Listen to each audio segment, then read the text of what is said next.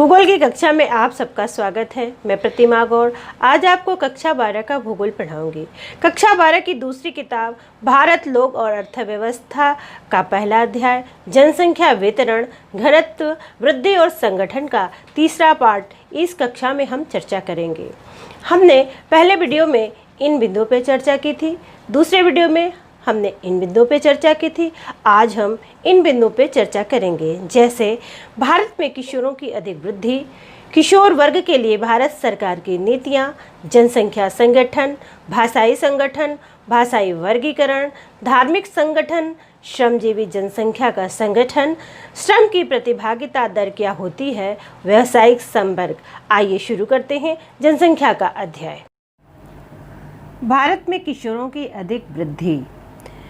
भारत में जनसंख्या वृद्धि का एक महत्वपूर्ण पक्ष किशोरों की वृद्धि है।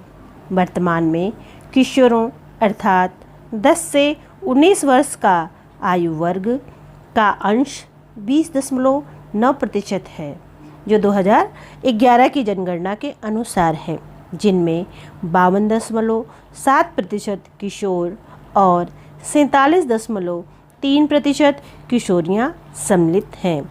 यह जो आंकड़े हैं ये 2011 में जब भारत में जनगणना हुई थी वहीं से इन आंकड़ों को लिया गया है, जिनमें 52.7% किशोर यानी कि लड़के हैं और 47.3% किशोरियाँ यानी कि लड़कियां हैं।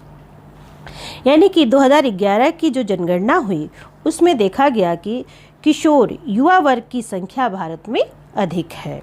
इसमें अब जहाँ किशोरों का संबंध है समाज में, इनके सामने अनेक प्रकार की चुनौतियाँ हैं, जिनमें कुछ की कम उम्र में ही विवाह होती है, जिससे उनके सामने अनेक प्रकार की समस्याएं उत्पन्न हो जाती है। कम उम्र में विवाह होने के कारण किशोरियाँ यानी कि स्त्रियों में कई प्रकार की बीमारियां उत्पन्न होने लगती है और उनमें पोषक तत्वों की कमी होने लगती है। दूसरा है निरक्षरता। निरक्षरता में अधिकतर स्त्रियां हैं और शारीरिक मानसिक अपंगता बढ़ने लगती है। कम उम्र में ही मदिरा सेवन करने लगते हैं, अपराध बढ़ने लगता है। ऐसे में कुछ वर्षों में किशोरों में मानसिक तनाव की समस्या बढ़ी है, जो आगे चलकर इन किशोरों को आत्महत्या की ओर ढकेलता है। इस प्रकार की समस्याओं को ध्यान में रखते हुए भारत सरकार ने कुछ किशोर वर्गों को शिक्षा देने के लिए कुछ नीतियां बनाई हैं, ताकि उनके अंदर छिपे गुणों का बेहतर मार्गदर्शन और उपयोग किया जा सके। किशोर वर्ग के लिए भारत सरकार की नीतियाँ। राष्ट्रीय युवा नीति NYP फरवरी 2014 आरंभ की गई है, जो भारत के युवाओं के लिए एक समग्र दूरदर्शी प्रस्ताव रखती है। दूसरा, भारत सरकार ने 2015 में कौशल विकास तथा उद्यमिता के लिए नीति बनाई है, जिसका उद्देश्य देश भर में हो रही कौशल से संबंधित गतिविधियों के लिए एक रूपरेखा प्रदान करना है। इस तरह से हम देखते हैं कि यह किशोर जनसंख्या उच्च संभावनाओं से युक्त होते हैं, परंतु समुचित मार्गदर्शन तथा सही दिशा प्राप्त न होने के कारण यह गलत राह पे गुमराह भी हो सकते हैं। तथा भारत सरकार द्वारा संचालित युवा नीति किशोर जनसंख्या के चहुमुखी विकास को बल प्रदान कर रही है। इसमें महिला सशक्तिकरण को विशेष बल प्रदान कर सामाजिक समरसता स्थापित करने का प्रयास भी इसी नीति का एक अंग है। जनसंख्या संगठन। जनसंख्या संगठन जनसंख्या भूगोल के अंतर्गत अध्ययन का एक स्पष्ट क्षेत्र है, जिनमें आयु व लिंग का विश्लेषण, निवास स्थान, मानव जातीय लक्षण, जनजातियाँ, भाषा, धर्म, वैवाहिक स्थिति, साक्षरता और शिक्षा, व्यावसायिक विशेषताएं आदि का अध्ययन किया जाता है। इस खंड में हम ग्रामीण नगरीय विशेषताओं, भाषा, धर्म और व्यवसाय के प्रतिरूपों के संदर्भ में भारत की जनसंख्या के संगठन की विवेचना करेंगे। ग्रामीण नगरीय संगठन अपने अपने निवास स्थान के अनुसार जनसंख्या का संगठन सामाजिक और आर्थिक विशेषताओं का एक महत्वपूर्ण सूचक है। अपने अपने निवास स्थान का अर्थ है कि जहाँ पर हम रहते हैं उस स्थान को अपने अपने निवास स्थान कहा जा रहा है। जबकि देश की कुल जनसंख्या का 68.8% भाग गाँव में रहता है। पूरे देश में ग्रामीण जनसंख्या का वितरण एक समान नहीं है। बिहार और सिक्किम जैसे राज्यों में ग्रामीण जनसंख्या का प्रतिशत बहुत अधिक है। गोवा और महाराष्ट्र राज्यों की कुल जनसंख्या का आधे से कुछ अधिक भाग गाँवों में बसता है। दूसरी ओर दादर और नगर हवेली को छोड़कर केंद्र शासित प्रदेशों का कम अनुपात ही ग्रामीण जनसंख्या का है। गांव का आकार भी काफ़ी हद तक अलग है, भिन्न भिन्न है। इधर हम देखेंगे कि उत्तर पूर्वी भारत के पहाड़ी राज्यों, पश्चिमी राजस्थान और कच्छ के रण जहाँ पे रेगिस्तानी क्षेत्र है वो भाग, और कच्छ के रण में यह जो अनुपात है 200 व्यक्तियों से भी कम, और केरल और महाराष्ट्र के कुछ राज्यों में यह 17,000 व्यक्तियों तक पाया जाता है। दूसरी तरफ हम देखते हैं भारत में नगरीय जनसंख्या। भारत में नगरीय जनसंख्या का अनुपात काफ़ी निम्न है, किंतु पिछले दशकों में यह वृद्धि की बहुत तीव्र गति से वृद्धि हुई है।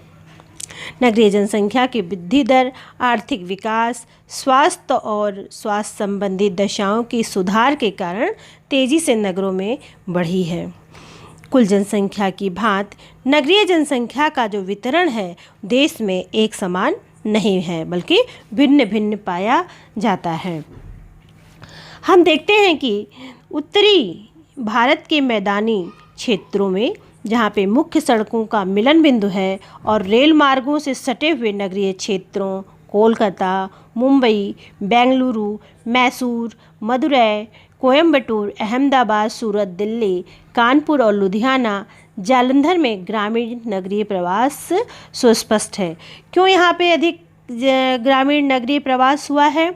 क्योंकि यह जो बड़े नगर हैं यहाँ पर रोजगार के साधन हैं, बड़े बड़े उद्योग हैं। इस कारण इन बड़े नगरों में गाँवों से लोग बड़ी संख्या में प्रवास किए हैं। भाषाई संगठन भारत एक भाषाई विविधता की भूमि है। गियर्सन के अनुसार भारत का भाषाई सर्वेक्षण 1903 से 1928 देश में 179 भाषाएं और 544 के लगभग बोलियां थीं। आधुनिक भारत के संदर्भ में 22 भाषाएं अनुसूचित हैं और अनेक भाषाएं गैर अनुसूचित हैं। अनुसूचित भाषाओं में हिंदी बोलने वालों का प्रतिशत अधिक है। सबसे कम संस्कृत, बोडो तथा मणिपुर बोलने वाले हैं। भारत में भाषा समाज को एक सूत्रता में बांधने वाली बहुत बड़ी शक्ति है। भारत जैसे विशाल देश में अत्यधिक भाषाई विविधता देखने को मिलती है। भाषाई वर्गीकरण प्रमुख भारतीय भाषाओं के बोलने वाले 4 भाषा परिवारों से जुड़े हुए हैं, जिनके उपपरिवार, शाखाएं अथवा वर्ग हैं। आइए इस तालिका से हम बेहतर ढंग से समझ सकते हैं। भाषाई वर्गीकरण के अंतर्गत यह जो चार्ट दिया हुआ है, आधुनिक भारतीय भाषाओं का वर्गीकरण, इसमें 4 वर्ग हैं, 4 परिवार हैं। पहला परिवार है ऑस्ट्रिक निषाद जो 1.38% है। दूसरा है द्रविड़ 20%, चीनी तिब्बती या किरात 0.85% और भारतीय यूरोपीय आर्य 73%।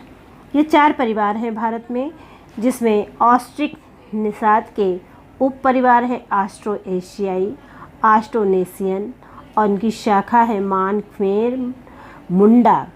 और ये बोली जाती हैं बोलियाँ भारत के में मेघालय, निकोबार द्वीप समूह, पश्चिम बंगाल, बिहार, उड़ीसा, असम, मध्य प्रदेश, महाराष्ट्र भारत के बाहर ये भाषाएं बोली जाती हैं। यह भारत की प्राचीन भाषा है। दूसरा है द्रविड़। इसके कोई उपपरिवार नहीं है और शाखा है दक्षिण द्रविड़, मध्य द्रविड़ और उत्तर द्रविड़। दक्षिण द्रविड़ में तमिलनाडु, कर्नाटक, केरल, इसमें तीनों राज्यों में अलग अलग भाषाएं बोली जाती हैं। तमिलनाडु में तमिल, कर्नाटक में कन्नड़ और केरल में तेलुगु। मध्य द्रविड़ आंध्र प्रदेश, मध्य प्रदेश, उड़ीसा, महाराष्ट्र। उत्तर द्रविड़ बिहार, उड़ीसा, पश्चिम बंगाल, मध्य प्रदेश।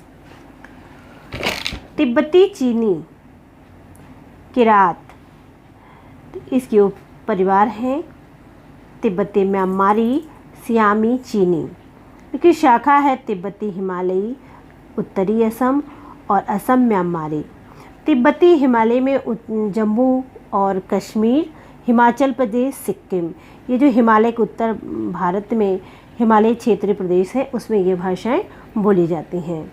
और अरुणाचल प्रदेश वो भी हिमालय के क्षेत्र में है, वहाँ भी ये भाषाएं बोली जाती हैं। असम, नागालैंड, मणिपुर, मिजोरम, त्रिपुरा, मेघालय, ये जो पूर्वोत्तर के 7 राज्य हैं उसमें तिब्बती म्यांमारी भाषा बोली जाती हैं। यह सबसे छोटा भाषा परिवार है भारत का। अब तीसरा है भारतीय यूरोपीय। यह भाषा विश्व का सबसे बड़ा भाषा परिवार है। यह सबसे अधिक बोली जाने वाली भाषा है, जिसमें ईरानी फारसी, ददरी, भारतीय, आर्य। भारत के बाहर भी ये भाषाएं बोली जाती हैं। ईरानी और फारसी भाषा, ददरी जम्मू और कश्मीर जो उत्तर भारत में है, और जम्मू और कश्मीर, पंजाब, हिमाचल प्रदेश, उत्तर प्रदेश, राजस्थान, हरियाणा, मध्य प्रदेश, बिहार, उड़ीसा, पश्चिम बंगाल, असम, गुजरात, महाराष्ट्र, गोवा, इन राज्यों में भारतीय यूरोपीय भाषाएं बोली जाती हैं। इसमें सबसे ज़्यादा बोली जाने वाली भाषा हिंदी भाषा है। यह है हमारे आधुनिक भारतीय भाषा परिवार का वर्गीकरण जो हमने इस चार्ट के माध्यम से आपको बताया। यह आपकी ही किताब भारत, लोग और अर्थव्यवस्था से यह चार्ट हमने पढ़ाया है जो आपकी किताब में दिया हुआ है। धार्मिक संगठन। धर्म सर्वाधिक भारतीयों के सांस्कृतिक और राजनीतिक जीवन को प्रभावित करने वाले प्रमुख बलों में से एक है, क्योंकि धर्म लोगों के परिवार और सामुदायिक जीवन के लगभग सभी पक्षों में आभासी रूप से व्याप्त होता है। धर्म बहुत प्रभावशाली होता है। भारत एक धर्मनिरपेक्ष देश है जिसमें विभिन्न धर्म जाति के लोग एक साथ मिलजुल कर रहते हैं। भारत में विभिन्न धार्मिक समुदाय के लोग रहते हैं, जैसे हिंदू, मुस्लिम, ईसाई, सिख, बौद्ध, जैन और अन्य धर्म के लोग भी यहाँ पर रहते हैं। भारत बांग्लादेश सीमा व भारत पाक सीमा के ज़िले जम्मू और कश्मीर, उत्तर पूर्व के पर्वतीय राज्यों और दक्कन पठार को छोड़कर हिंदू अनेक राज्यों में फैले हैं। सबसे बड़ा अल्पसंख्यक मुस्लिम वर्ग जम्मू और कश्मीर, पश्चिम बंगाल, केरल के कुछ ज़िले तथा उत्तर प्रदेश के अनेक ज़िले व दिल्ली में रहते हैं। ईसाई जनसंख्या अधिकांश देश के ग्रामीण क्षेत्रों में फैले हैं। गोवा, केरल, मेघालय, मिजोरम, नागालैंड, मणिपुर के पहाड़ी क्षेत्रों में भी ये ईसाई रहते हैं। अधिकांश सिख देश के छोटे राज्य यानी कि छोटे क्षेत्र पंजाब, हरियाणा, दिल्ली आदि क्षेत्रों में फैले हुए हैं। भारत के सबसे छोटे धार्मिक समूह जैन और बौद्ध देश के कुछ गिने चुने क्षेत्रों में ही रहते हैं, जैसे राजस्थान, गुजरात, महाराष्ट्र राज्य में फैले हुए हैं तथा बौद्ध अधिकांशतः महाराष्ट्र राज्य में ही फैले हुए हैं। श्रमजीवी जनसंख्या का संगठन। आर्थिक स्तर के आधार पर भारत की जनसंख्या को निम्नलिखित 3 वर्गों में रखा जाता है। पहला, मुख्य श्रमिक, दूसरा सीमांत श्रमिक, तीसरा आश्रमिक। मुख्य श्रमिक के अंतर्गत वह व्यक्ति आता है जो एक वर्ष में कम से कम 183 दिन तक आर्थिक दृष्टि से लाभकारी कार्य में लगा रहता है। दूसरा है सीमांत श्रमिक। सीमांत श्रमिक वह व्यक्ति कहलाता है जो एक वर्ष में 183 दिन से कम दिन कार्य करता है। तीसरा आश्रमिक। आश्रमिक वह व्यक्ति होता है जो वर्ष भर अपनी जीविका के लिए कोई कार्य नहीं करता है। अपने भरण पोषण के लिए वह दूसरों पर निर्भर रहता है। इसे आश्रित जनसंख्या भी कहते हैं। श्रम की प्रतिभागिता दर क्या होती है? इससे पहले हमने बताया था कि श्रमजीवी जनसंख्या का संगठन, उसमें मुख्य श्रमिक, सीमांत श्रमिक और आश्रित श्रमिक के बारे में हमने बताया था। तो श्रमजीवी सहभागिता भारत की कुल जनसंख्या में श्रमिकों तथा मुख्य श्रमिक तथा सीमांत श्रमिक का जो आपस में सहभागिता होती है, उसी को हम श्रम की सहभागिता दर कहते हैं। और सहभागिता दर 39.8 है। भारत की 2011 के जनगणना के अनुसार यही है श्रम सहभागिता। राज्यों और केंद्र शासित प्रदेशों श्रमजीवी जनसंख्या का अनुपात गोवा में लगभग 39.6%, दमन और दीव में लगभग 49.9% सामान्य भिन्नता दर्शाता है। श्रमिकों के अपेक्षाकृत अधिक प्रतिशत वाले राज्य हिमाचल प्रदेश, सिक्किम, छत्तीसगढ़, आंध्र प्रदेश, कर्नाटक, अरुणाचल प्रदेश, नागालैंड, मणिपुर और मेघालय है। केंद्र शासित प्रदेश में दादर और नगर हवेली तथा दमन और दीव की प्रतिभागिता दर ऊंची है। भारत जैसे देश में संदर्भ में ऐसा समझा जाता है कि आर्थिक विकास के निम्न स्तरों वाले क्षेत्रों में श्रम की सहभागिता दर ऊंची है, क्योंकि निर्वाह अथवा लगभग निर्वाह की आर्थिक क्रियाओं के निष्पादन के लिए अनेक कामगारों की आवश्यकता पड़ती है। यानी कोई भी काम हो, उसमें जो कार्य करने वाले लोग होते हैं, श्रमिक होते हैं, किसी भी काम को करने के लिए इन कामगारों, कारीगरों या श्रमिकों की आवश्यकता पड़ती है। व्यावसायिक संवर्ग 2011 की जनगणना के अनुसार भारत की श्रमजीवी जनसंख्या को 4 भागों में बांटा गया है। पहला कृषक, दूसरा कृषि मजदूर, तीसरा घरेलू औद्योगिक मजदूर और चौथा अन्य श्रमिक। कृषक वे कृषक जो खेतों में काम करते हैं, और कृषि मजदूर वे मजदूर जो दूसरों के खेतों में जाकर मजदूरी करते हैं। तीसरा है घरेलू औद्योगिक मजदूर, जिसमें कुटीर उद्योग, बढ़ई, लोहार, खिलौने बनाना, फर्नीचर बनाना इत्यादि। और चौथा है अन्य श्रमिक के अंतर्गत वे श्रमिक जो किसी उद्योग में काम करते हैं या किसी अन्य जगह पे जाकर श्रमिक का काम करते हैं, वो अन्य श्रमिक के अंतर्गत आते हैं। भारत जैसे विशाल देश के लिए यह माना जाता है कि जिन राज्यों में आर्थिक विकास दर निम्न है, वहाँ पे श्रम की सहभागिता अधिक होती है। इस प्रकार हम देखते हैं कि देश के विभिन्न सेक्टरों में श्रम सहभागिता दर की स्थानिक भिन्नता है। उदाहरण के तौर पर हम देखते हैं कि हिमाचल प्रदेश और नागालैंड जैसे राज्यों में कृषकों की संख्या बहुत अधिक है, क्योंकि इनके पास अपनी खेती है और इसलिए यहाँ पर कृषकों की संख्या अधिक है। दूसरी तरफ हम देखते हैं कि बिहार, आंध्र प्रदेश, छत्तीसगढ़, उड़ीसा, झारखंड, पश्चिम बंगाल और मध्य प्रदेश जैसे राज्यों में कृषि मजदूरों की संख्या अधिक है, क्योंकि यहाँ पर ये लोग दूसरों के खेतों में जाके मजदूरी करते हैं, काम करते हैं। आगे देखते हैं कि दिल्ली, चंडीगढ़ और पांडिचेरी जैसे अत्यधिक नगरीकृत क्षेत्रों में श्रमिकों का बहुत बड़ा अनुपात अन्य सेवाओं में लगा हुआ है। यह न केवल सीमित कृषि भूमि की उपलब्धता को, बल्कि बृहद स्तर पर होने वाले नगरीकरण और औद्योगिकरण के द्वारा गैर कृषि सेक्टरों में और अधिक श्रमिकों की आवश्यकता को इंगित करता है। मतलब कि जिन क्षेत्रों में खेती नहीं होती है, वहाँ पे नगरीकरण है, बड़े नगर है, वहाँ पे बड़े बड़े उद्योग हैं नगरों में, तो वहाँ पर जो श्रमिक हैं नगरों में उद्योगों में जाकर काम करते हैं श्रमिकों के रूप में, क्योंकि वहाँ पर उनके पास खेती नहीं है। तो ये लोग अपने गांव से उठकर शहरों में आ जाते हैं, यानी कि बड़े नगरों में आ जाते हैं, और नगरों में या किसी और तरह का श्रमिक काम करते हैं श्रम के रूप में, या फिर उद्योगों में कार्य करते हैं। यह चैप्टर एनसीईआरटी सिलेबस पर आधारित है। इस प्रकार जनसंख्या वितरण घनत्व वृद्धि और संगठन का यह चैप्टर यहीं पर समाप्त हो रहा है। इस चैप्टर के क्वेश्चन आंसर को अगले वीडियो में हम डिस्कस करेंगे। अगला वीडियो देखने के लिए चैनल को सब्सक्राइब करें, जिससे आपको क्वेश्चन आंसर की वीडियो नोटिफिकेशन में मिल जाए।